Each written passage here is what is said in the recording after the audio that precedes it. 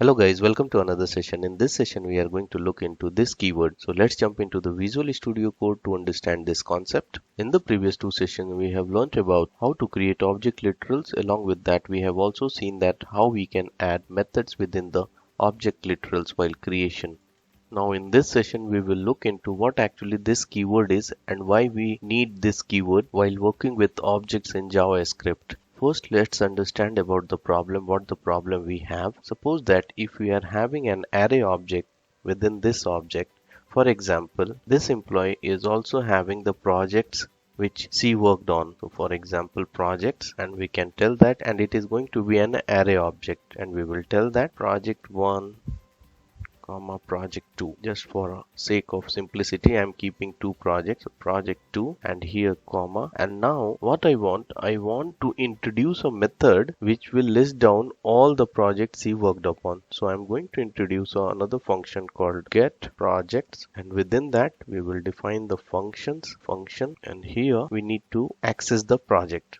So if you think like I can directly go and do the console log and access the project directly as we are inside this object like this, then it will throw error. Why? This project is not directly accessible within it. So let's look into the output, what output we got if we try to access employee dot get project. So let's look into the output, what output we will get. Then you will find that here it has throw an error, projects is not defined, even though it is defined within the object literals. So let's proceed further and look into how we can resolve this issue, or say how we can resolve this error. So here if you introduce the keyword called this dot projects and now you try to access it, then you will find that it will return the project. So let's look into the output. So see here it has returned this project array and it contains two projects, project 1 and project 2. If you want to print the project individually, let's do it. So to do that,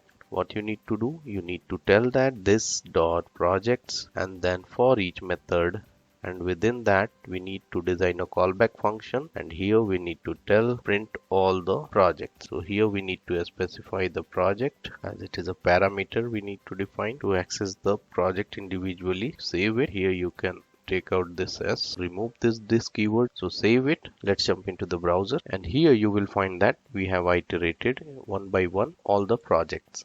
So now let's proceed further. Now you understand that how to use this keyword, but let's understand what actually this keyword is. So basically this keyword is representation of the current context.